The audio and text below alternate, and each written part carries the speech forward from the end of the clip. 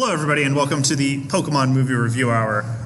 It's not actually an hour, it's 45 minutes. We follow therapy rules, which is fine because...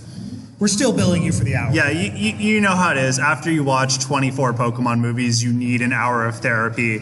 But I think collectively we're going to figure out where the Pikachu touched you exactly. Anyway, I'm Max. I'm Andrew. I'm Kay. I'm Mams. I'm Thomas. And together we are the foundation for the eradication of Gen 5 Pokemon because I hate them and they need to go away. You can follow our various social medias on that QR code. It'll take you to our Blue Sky, our Discord, our Twitch, our YouTube, our OnlyFans, you know, the normal stuff people have. Now we have to talk about the movies, right? Yeah. Okay. So obviously, if we're going to talk about the Pokemon movies, we have to, go where it all started. So, who covered the first Pokemon movie? I thought you did. Yeah, I thought that was on you. Nope. I don't remember this. Wait, so none of us are going to talk about Epstein's Dragonite? Maybe it's for the best. We're going to just leave that one on its perch as the highest rated simply because of the nostalgia associated with it and talk about other I think it's just because Ash died and that was pretty... Yeah, Ash dying was pretty cool. In that case, do we at least have another one with Mewtwo we can kick off with? Mine's Mewtwo. Okay, hell yeah, there we go. Alright, so before I get into Mewtwo, we have to get into Feminism 101. So say hello to the Bechdel test. The Bechdel test is the definitive scientific way of determining how feminist a movie is. The law is really simple. If two women talk to each other and it's not about a guy, you pass. Wait, don't they have to be named? No. If we did that, none of them would pass. Wow. Because for a baseline, only 4 Pokemon movies pass. So right now we're going to go into Mewtwo Returns. From where? So we start with a 5-minute summary of the movie. It's not a great look, but I actually really enjoyed seeing this again. It kind of takes forever to get to the point, so I'm just going to save you 40 minutes with the highlights. First, your trusty frying pan does act as a drying pan. Is that cast iron? You can't get a cast iron wet like that. I'm not getting into this. Second, you can pass the Bechdel test with 2 completely secondary characters. And third, we learned that this movie is obsessed with miracle water. They repeat it every 5 minutes. Did you know this water has miracle properties? We also learned that Brock needs to be put on a list. He just harasses so many women, including one that looks like a minor, put this dude in jail. I do want to take a moment to appreciate that Mewtwo and his clone buddies have set up an Amish colony, and we only know this thanks to our local Amish translator, Meowth. Via our translator, we get this whole philosophy YouTuber presentation from Mewtwo about the nature of life and existence, and like any sanctimonious YouTuber, he does go right into Christ allegory. Ash runs into the comments because he has to give his opinion, but it's not very effective. And so, regardless, Mewtwo still gets completely roasted in chat. Ash tries to solve the problem by throwing him into a lake. So moral of the story, drown a live streaming Pokemon and you get an underground utopia. I don't think that's how that works. It's how it works. That's definitely how it works. Okay. Anyway, we're going to move on to Lucario and the Mystery of Mew, or as I like to call it, the guy with the really nice hat, because that's actually a pretty cool hat. It's a really nice hat. I wish I had that hat. So we're introduced to Lucario and his human, Sir Aaron, who actually doesn't really last very long because he gets just ghosted. He ghosts Lucario by just becoming a ghost. Pro strats, I guess. Normally, if I'm getting ghosted, they just unmatch me on Bumble. Right? So like every other Pokemon movie, and you'll see this happen a lot, Ash is the chosen one, who kicks off the entire plot by complete accident. You're going to see this as a recurring theme, so wait for that, I guess. While this whole Lucario thing is going on, Pikachu gets kidnapped by Mew, who, honestly, is kind of the cutest kidnapper I've ever seen. That's just adorable. Also, this movie is like the movie of flashbacks. Just the little leaf hitting the ground just triggers a massive flashback from Lucario. Come on, I know we all have, mental trauma, but it's just overused here. And like, you know, the movie ran out of ideas when just like you get sucked up by a random blob and Mew doesn't just care. That's not just a shiny muck? Surprisingly, no. It's just this unnamed, unexplained blob that eats Ash, which, I mean, Ash is gone for like 15 minutes, so yay. It's not like a white blood vessel? No. Wait. Maybe? You mean a white blood cell? But off you know the panel. Yeah, off. Go away. Anyway, it's all alright because everything gets solved by the sacrifice of Lucario, which like ends in this really weirdly charged ending that honestly made us all a little bit uncomfortable. I thought you weren't supposed to feed your dog chocolate. You're not. Even if they're already dead. You're not. He does anyway. I can't explain this. Anyway, that moves us on to Pokemon Destiny Deoxys, the next movie that we reviewed. And this one starts off real political, because Rayquaza does not support immigration for aliens. He unloads that Hyper Beam as soon as they cross the border.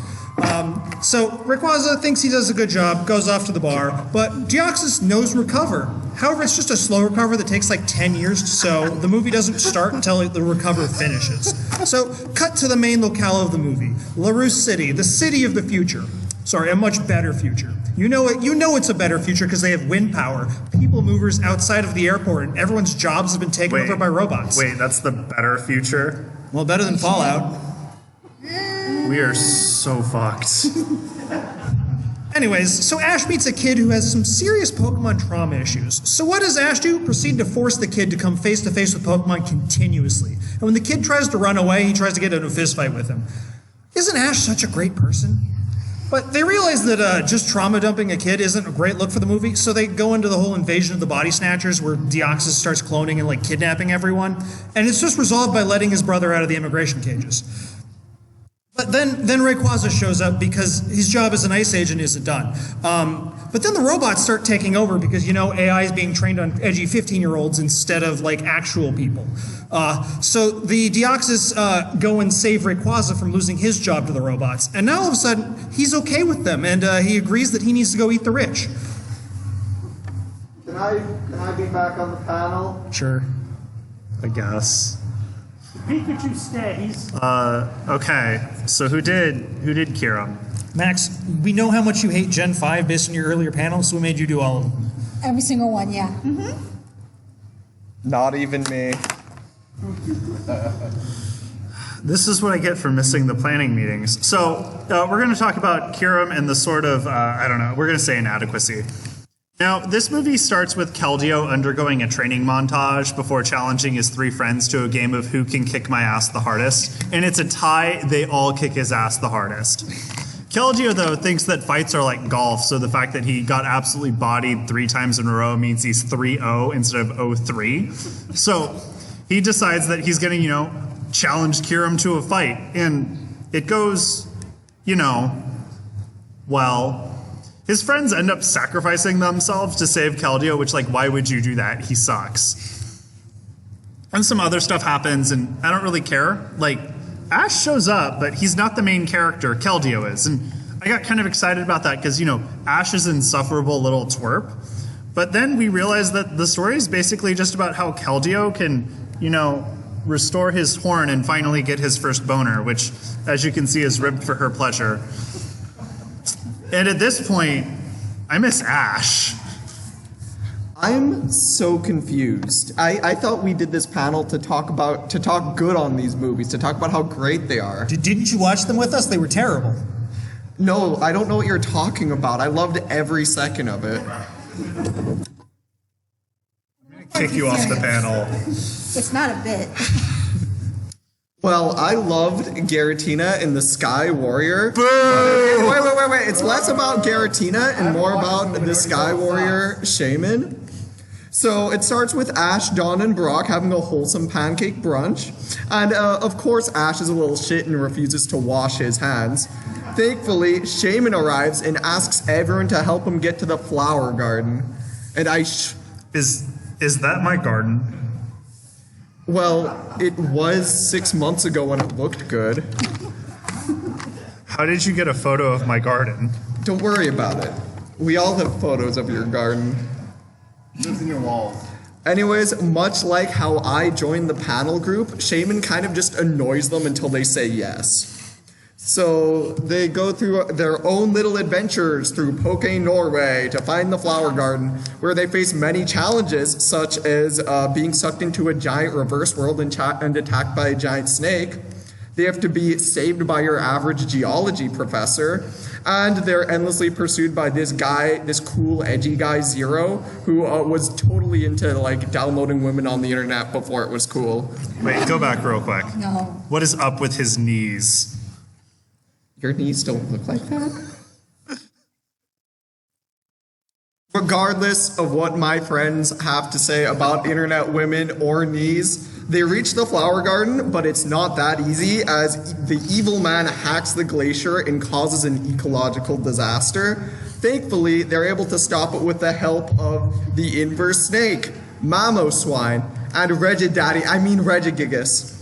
And Shaman just fucks off like I want to. Overall, I think it's the best movie of all time. I feel like you're really telling us a lot about yourself with the Reggie Daddy comment. Yeah, Don't read into it. It's too late. Okay, so to palate cleanse that one, we're gonna go with Pokemon 2000. That's so rude. Doesn't this one also have a glacier? Yes. we'll get there. So, like in real life, the bad guy is a rich boy TCG collector, and he's too capitalist to handle his own problems, so he starts a territory war because he's bored. He basically just like decides, you know what? I can't let normal Pokemon do it, so I'm gonna make the legendary birds do it. And so, you know, the only one who can stop him, because the only one who can ever stop him is that prophesized 10-year-old. Though the prophecy leaves out that Pikachu does literally all of the work, the whole time. Ash contributes nothing. And so while Pikachu's out saving the world, we actually have women talk to each other. Humble bragging on a 50-foot wave, that's flirting. I mean, look, they hold hands. I ship it. Weren't they talking about Ash in that scene? No. She was bragging about like owning a gym. It's fine. Okay. Another trend is that, like, you ever notice that somehow entire ecological disasters are just hand waved? A tropical ocean freezes over. Yeah, How is everyone not dead? I'm sure we won't have that in real life anytime soon. Fine.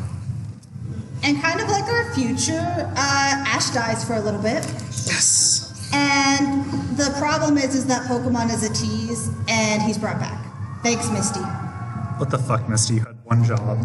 Anyway, long story short, the bad guy gets foiled because music. Did Misty at least get her bike back after that? No. Why do you think she saved him? So, we're going to go ahead and right over to the third Pokemon movie, which is Entei and the Secrets of the Unknown. So, we start off with some family friends and the captains and Professor Oak, because, you know, they have to get hooked in somewhere. So, here's the important part. Molly's mom is, you know, just dead. Like, we don't call her. Yeah, she's just gone. We don't really see her again. We never hear of her again. She doesn't matter. Her dad, however, was lost to vicious, unknown gang violence. Just, I guess. So, like any millennial kid, she Googles how to get a daddy, and the search results are just a little bit less, like, desired than she wanted them to be. But you know what? Somehow it works out. Kind of. So proud of that. And so she does get one, but because she's a rich, spoiled girl, she needs both parents, and so begs her dad for a mom until he like just relents and says, "Okay, fine." So to be fair, Entei does use some like A+ courting methods with hypnotization and kidnapping. So I mean, kudos to him. And, like honestly, they're not the weirdest blended family I've ever seen. I've seen some weirder family pictures, so it works. Now, Ash, who just doesn't have rich kid privileges but has spoiled brat privileges, and he's sharing, decides like, no, this is not allowed, this is not okay. So, because it's Ash, he gets whatever he wants, as usual, just destroying the heart and wishes of Molly and absolutely Mufasa-ing Entei. Wait, so the whole movie's just Ash trying to get his mom back? Literally, yeah. It's hit, like half the movie is just him complaining about wanting his mommy. I can't relate, but also my mom sucks. So this movie's just, I don't like it. All right. Well, next up we have Jirachi the Wishmaker.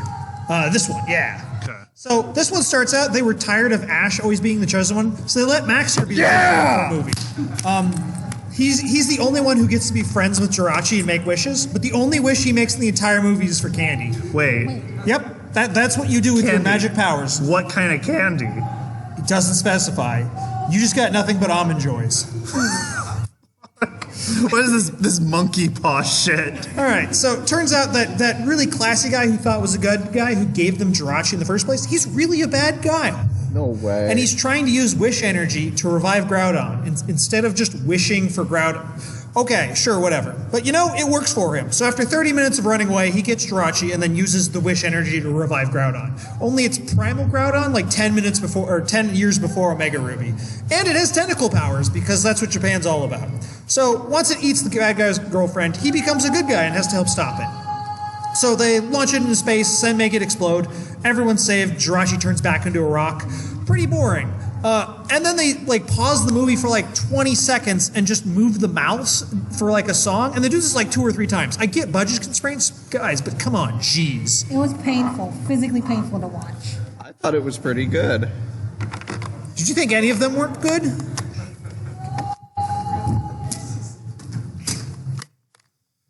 So next we have Genesect, the Legend of... this one's mine, isn't it? No, actually, no. This one's not, because... I mean, she was doing BCLU stuff. You were doing 5th gen. Yeah. It's kind of both. And Yeah. Ash rides a Pokemon in this. I mean, he may write it... No, that's not a Pokemon, that's a Zoid. It's flatly called I a think Pokemon. there's only one way to solve this, and it's how you should solve all problems in your life. We have to have a Beyblade fight. So, did you bring your Beyblade? No, because you didn't tell me we were doing this. He wins by It's default. literally in the slide. You knew we Wait. practiced it. I don't I think I still won. I have a Beyblade. You know what? Fine, then you get a cover. By winning, I wanted you to cover it. No, that's not how this works anymore. Sorry, Max. You got to cover it. Hello, everybody, and welcome to Jenna Sucks, the Legend Goes Back to Sleep. An absolutely thrilling Pokemon film that everyone was happy to be involved in. Now, see, look at how happy they are. We did it. So, a couple notes. First of all, Genesect is a fucking colonizer. The Genesects died out literally billions of years ago, which, side note, how was their life on Poke Earth billions of years ago? But then they were just reanimated and shoved into fighting robots, some fucking Dr. Eggman shit. And the first thing they do once they're brought back to life is just find the first nice forest they can, plant a flag, and go lol mine, even though there are already Pokemon there. And the local fauna fight back, which I think was a mistake. We already know that Seismitoad and Crustle aren't Pokemon, but through the transitive property of association, Wooper's not a Pokemon anymore, Surskit's not a Pokemon anymore, Lotad is not a Pokemon, and already still a hate crime. And the flat fuck himself for Alligator, not a Pokemon anymore. Not for Yeah, Alligator. I don't make the rules, okay? Tragic. They hung out with them, they're not Pokemon anymore. Ash tries to solve racism by befriending the Genesect, but Ash is a Pokemon trainer, so he has the power position in this, so it's like this instead. I don't know. Mewtwo's here. It's a different Mewtwo, though. Just let him back. He's next. Yeah, okay. It's a different Mewtwo from the one we know, though, because this one does not remember Ash. He takes Genesect and yeets him into space in hopes that showing Genesect the curvature of the Earth will give him a newfound perspective of the world, which is basically the William Shatner, Jeff Bezos strategy. And if you were here last year and you listened to William Shatner spend 20 minutes complaining about how much he hated Jeff Bezos, you know it didn't work. But it did work for Genesect. He's chill now, apparently. Now that I've finally reclaimed my throne, I can talk to you about my favorite movie of all time, Pokemon, the movie I Choose You. And you may think it's a remake of the first episode. It is, but it also starts a whole new universe with a whole new different Ash, because it's the 20th anniversary of Pokemon. So it's a recap movie. Well, the first 20 minutes is a recap movie, and then they go crazy. Because they edited out Misty slapping Ash, they decided to go all the way and edit out Misty altogether, and Gary, and Brock. So, fan favorite characters, they don't exist. That's fine. Who replaces them? Well, it's Gen 4. It's the Gen 4 squad. So there's Sorrel and his Lucario and Verdi and her Piplup. And honestly, this is just proof Gen 4 is the third most important Pokemon region. And, the rival is Cross, who does animal abuse, and I think that's pretty cool. This is just Damien we have at home. Yeah, but, I like the one person laughing. I remember that episode of Indigo League. Damien's based. Anyways, Ash goes to sleep and then his weird dreams, and he hears the most unnecessarily tragic backstory of all time and meets an old man and climbs a mountain and fights a marketable plushie, and then this thing happens, and I'm not going to spoil what it is, but if you want to know, watch the movie and it won't make you almost choke on your own spit like it did me. But it's just an absolute joy of a movie. It saved my life. I was able to graduate high school because of this movie. 11 out of 10. I think you gave it too many ones. This is such a good movie. Take that moment away from him, please. No other movie has gone this far or since. I like that this is the only thing the audience has fought us on so far. So, to cover a movie that kind of sucks like that one, Very important. we're going into Pokemon Forever, the movie that lasted forever. I like that one. So we're going to start this movie strong with an important lesson for kids. You take bread from strangers, you get thrown into the future where everyone you know and love is dead. I mean, it's not so bad because he kind of takes inevitable death really well. I mean, I think it's because he's able to get vaccinated. So because he's vaccinated, he can safely date Ash. Now, why is this important? Please see the screen. So, in summary, this plot is basically what you'd kind of expect if Princess Mononoke and Nausicaa had a third weird love child where the third member of the polycule is Arceus. That they, put up for adoption, right? I mean, I do mean that Arceus' sole contribution was putting Jessie in tentacles. So, yes. Somehow Finally. it still passes the Bechdel test, which I think was the Ghibli influence. Anyway, so that secret that I was telling you guys about, This is the worst pattern at the end of the movie, the kid gets sent back into his own time, and plot twist, that kid who wanted to date Ash is Professor Oak. That's not creepy. I thought it was cool. That's some Dumbledore Harry Potter shit. Yeah. Ooh. Okay, we need to move on. We're gonna go to Pokemon Heroes, the movie. So it starts actually pretty promising because it starts with a heist. That's gotta be a good sign. Heist movies cannot go wrong, right? Shortcut, and Ash, being the special boy he is, runs into the legendary Pokemon by complete accident. Because yes, this girl is a Pokemon. So we cut to Lanius having way too much fun treating Ash like he's a new pet puppy. It's kind of cute, and I honestly appreciate just him getting picked on for 10 minutes straight. He needs that to happen more often. But the villains from this heist movie are just kind of run-of-the-mill baddies. The standard destroy the world, just kind of blank, something good's gonna happen, profit? We're based. Just using Latios as a straight-up battery. Because why not? You got a legendary battery.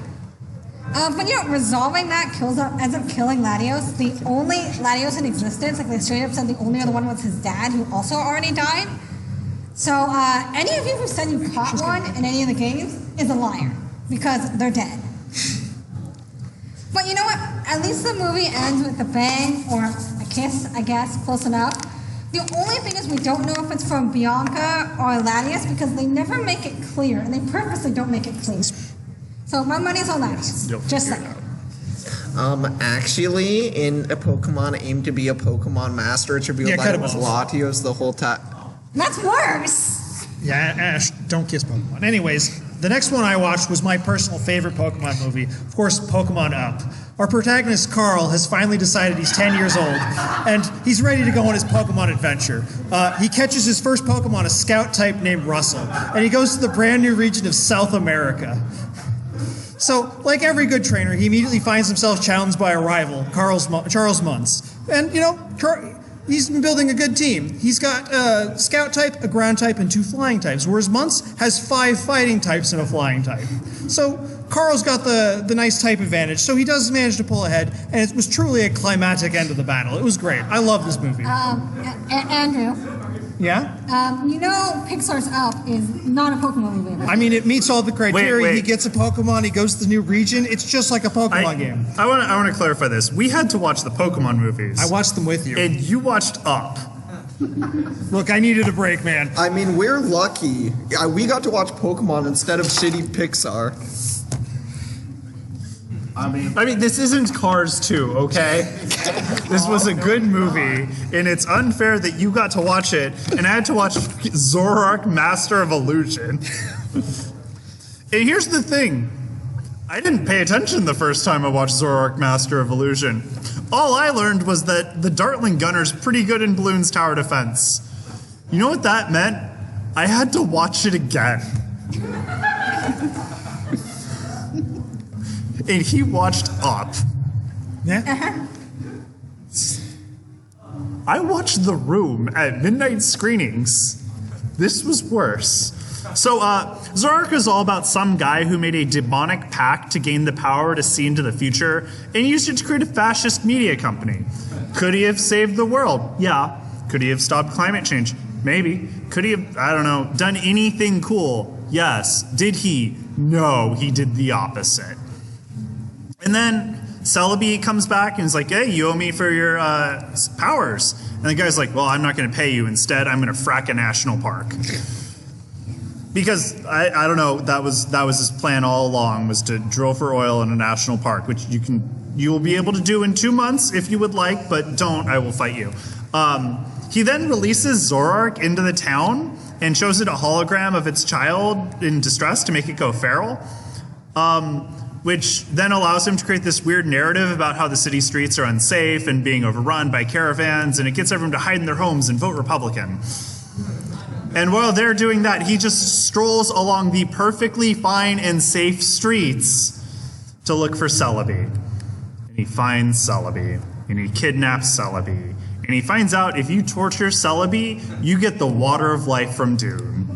And he drinks it. And he sees the golden path, and he pursues the golden path, and his option that he settled on was to get bodied by a fucking 10-year-old. Don't worry, though, he's held accountable. Everybody decides that he has to confess to his crimes on television. And as we all know, once you're found guilty of crimes, everything bad will happen to you. I'm not happy, okay? I'm happy I get to talk about Pokemon The Power of Us. And this movie is really good. It takes place in Fula City, which is basically Poke San Francisco. And unlike I Choose You, while this movie does have Ash, Ash is not the main character. He's just a side character. The real main characters, there's a post-injury athlete, the mayor's daughter, socially awkward scientist, a traumatized old lady, and a con man. And if you're not in any of those groups, I just can assume you don't frequent San Francisco a lot. And you may be thinking, what about the furry bait mythical who's on the poster? Don't worry, they're only in there 20 minutes, so we're good. What about the other legendary in the poster? 20 seconds. That's it. That's because the rest of the movie, they just spend the whole time hanging out and like getting ice cream. Like it's a very chill movie, just relaxing. It feels like a day with your friends at the festival, and that is until Team Rocket get their hands on a bioweapon and things kind of go crazy from there. It actually becomes Poke Noble, but regardless of how it all ended, this is such a good movie. I would say it's the best, but I Choose You is the best, so it's only a 10 out of 10. God, I love Pokemon. Am I right, gang? So, before he dies, we're gonna have Pokemon Ranger and the Temple of the Sea. Basically, by the time we've gotten to this movie, we're mad-libbing our villains. So this guy couldn't decide if he wanted to be Team Magma, Team Aqua, or a pirate. So he went for all of them. We get this really messy plot that's just, it's a mess. The plot is a mess. They do pass the Bechdel test because there are more than 2 women in the movie, which is weird. But the downside is that what we thought was feminism is tried-wife propaganda. But I mean, it's honest by having May be a completely neglectful parent. Like, yeah, all right, that tracks. That's so rude. Honestly, though, that kind of should have been a sign that this movie was going downhill because Ash doesn't even die. He kind of actually just becomes Goku and saves the day with the power of the Chaos Emeralds. Coincidentally, means one of the panelists loved it, and I did not take this screenshot out of context. I didn't say that. I mean, I did, but it was out of context, but... You can't save yourself on this one. I mean, to be fair, it was the best Pokemon movie, not because it was sexist, but because when we watched it, Henry Kissinger died. Fair. Oh, yeah. Yeah. That's true. So this is the only good Pokemon movie. I want to be very clear. If we watch it again, maybe something cool will happen to someone else. Good point. So we're going to move on to Disney's The Legend of Coco. Because, like, honestly, this movie is what happens when Pokemon just gets so arrogant that they don't think Disney will file a copyright lawsuit for Tarzan or the Blue People Avatar, which, by the way, Disney owns both of those, and this movie was only made like 4 years ago tops. Actually, less than that. I think it was like 3. But somehow Pokemon got away with it because I don't remember seeing like any lawsuits about this. So, I can't help but notice you didn't talk about how Ash befriending a feral child helps his arc moving forward. What arc? This isn't the movie now. A Anyway. reference no one gets. All right, so that brings us to The Legend of the Rise of Darkrai, which is the next Pokemon movie I'm going to talk about, and it starts out with an MCU civil war. So Dialga versus Palkia. They exist in separate games, so they're never supposed to be able to be found in the same game. They're only supposed to be able to cross in your Pokébox. So once they do have their chance encounter, they of course have to fight to the death. Only one person's getting a Smash Bros. Invite. So Dialga manages to really injure Palkia, proving once for all that time is better than space. It's why you never seem to have time to clean up that space called your room. Anyways, moving on, now we get our actual cast of human characters. So we get the normal characters, Ash, Brock, and the female of the season, Dawn, and some new characters. So we get Alice, her hair looks like a Lot Bunny, yes. The internet loves Lot Bunny, so I'm sure the internet loves her too. Then we get, it was Baron Alberto, who has styled himself after his Lick-Licky, of all things. If allegations haven't come out, I'm sure they will soon. And then we have Tonio, who styled himself after an Electrode after it used self-destruct. So with these 3 characters, we of course get a proper love triangle. Baron is really into Alice, Alice is really into Tonio, and Tonio is really into getting bullied by Alberto. And then, as per every love trial, Brock's into everybody. Anyways, the crew meets Darkrai, who knows this battle royale is going to go down in their city and is going to destroy everything. Unfortunately, he's a big emo and can only communicate by screaming, "Go away, Mom," or dragging people into nightmares. Apparently, Ash's nightmare is just him being alone. Makes sense with how much he just loves being a shit to everybody. But everyone else has like normal nightmares, you know, like turning into a Pokemon or getting a real job. But anyways, I would never. Darkrai trying to communicate, they think he's the bad guy and try to kill him. Lo and behold, Palkia and Dialga show up and round 2 is going down. They lock the city into a pocket dimension, everyone starts dying, so it just becomes a nice rapture event. But luckily, the super genius who built the town, he knew that this battle was going to go down someday, so he built giant music towers, specifically named after these Pokemon to help solve the problem someday. So the team go and find some music that calms them down, and they play it, so Pokemon agree, this isn't a good soundtrack to our fight, we're going to go our separate ways. So this is like the 3rd time they've used music to solve their problems in the Pokemon movie. Come on, guys, write a new plot. I can't believe you went over the whole Darkrai movie without mentioning his legs. Yeah, they're creepy, don't look at it. Yeah, Darkrai has serious step-on-me mommy energy in that movie. Anyway, it's time for another Gen 5 movie. Yep, all you. It's like I should have known that it was going to be me. So Pokemon Black and White are 2 different movies in that they palette swap the Legendary. And which one did we watch again? I checked our notes, but those weren't really clear. So I checked the Wikipedia synopsis, And how do you write that much about a Pokemon movie? I did. That's insane. Did you write that, Thomas? So I figured, the best way to do this is I probably left a letterbox review for it after I watched it, and we watched White. Because of course we did. Because of course we did. Yeah. So this is just the most derivative Pokemon movie we've gotten to. The bad guys have a space castle, like they always do. They use shapes to capture legendary Pokemon, the secret 19th type that hasn't come out yet. And then, just to spice it up, it's just, you can tell this movie's American because it's super anti-land back. And I don't know, I didn't like it. Maybe the black one would have had better political messaging. As someone who's seen both versions, none of them hold a candle to Pokemon Arceus, Legend, and the Jewel of Life. And this is the thrilling conclusion to the Sinnoh trilogy of movies. That's The Rise of Darkrai, Giratina and the Sky Warrior, and Arceus and the Jewel of Life. And before I begin, let's look at the back cover of the manga adaptation. And it starts with what looks to be Ash's gravestone. Yeah! So this is the best movie so far.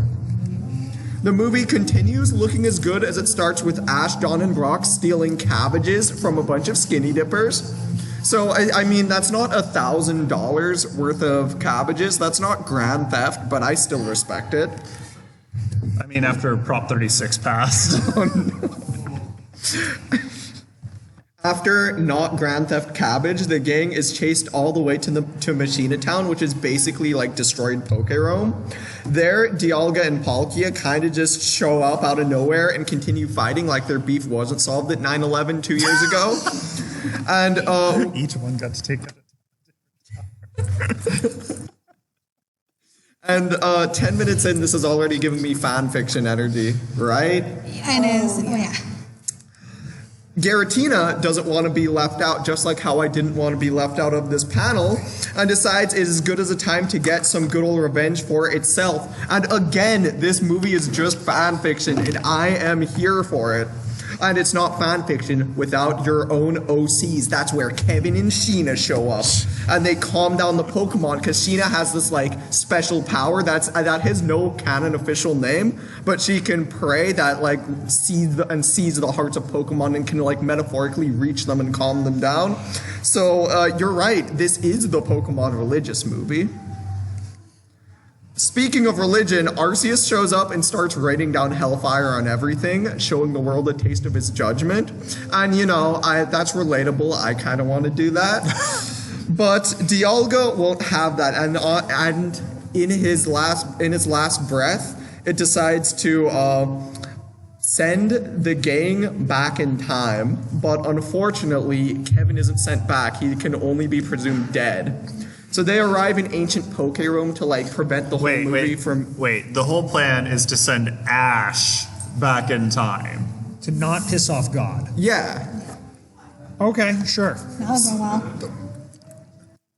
It's literally impossible for this movie to get worse because they meet the best character of all time, Marcus, who arrests them and sends them to jail. And anyways, I love Marcus so much. He's basically evil twink Julius Caesar. And, he's just so good. And I definitely didn't commission fan art of his son, who is me. But he sends Ash and the gang to jail, except for Sheena. He wants dinner with Sheena. So he's like, hey, Sheena, nice to meet you. I'm Marcus. Your friends are in jail. But in the future, did you pour a burning hot metal on God? And she's like, no, we kind of just hit God with a lot of rocks. And he's like, interesting. And then he pours liquid hot metal on God. Ash doesn't want to see the horsey die, so he has his own little God's Not Dead arc, which, although it doesn't end with Arceus dead, it's funnier if I say it does.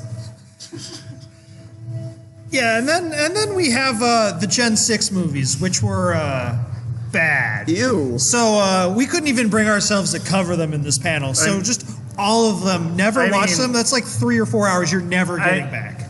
I mean, in a lukewarm defense of Hoopa and the Clash of Ages, it is effectively a 6-year-old just banging action figures together for an hour and a half. And all the legendaries talk. Stop it, guys. They shouldn't talk. They're Pokemon. I didn't even like these ones. Anyways, thank you for coming to our panel. That's all of our content. We really hope you enjoyed it. If you liked it, feel free to come back and see us on Sunday. We got some more panels then. So yeah, we have, so again, you can follow that QR code. That'll take you to our various social medias. We also have business cards up front if you want that QR code in a physical form because, you know, just business cards are cool or whatever. So our other panels will be on Sunday. We have top percentage into the Joeyverse. If you're familiar with youngster Joey from Pokemon Gold Silver, it's 45 minutes of that. If you're not familiar with youngster Joey from Gold Silver, just come anyway. It's fucking unhinged. And then at 1:45, we have Sonic the Hedgehog and Unfortunate History, where we talk all about Sonic the Hedgehog and his unfortunate history. I would double check the schedule, though, if those times hold, because we made this slide a few days ago, and some times have changed. But anyway, thank you all for coming. If you have any questions or comments or concerns, feel free to use the microphone. And if you don't have questions or comments or concerns, I think you have like 20 more minutes to buy stuff. And thank you for coming. Have a great con. Have a great con and all that other cool stuff we're supposed to tell you. That one.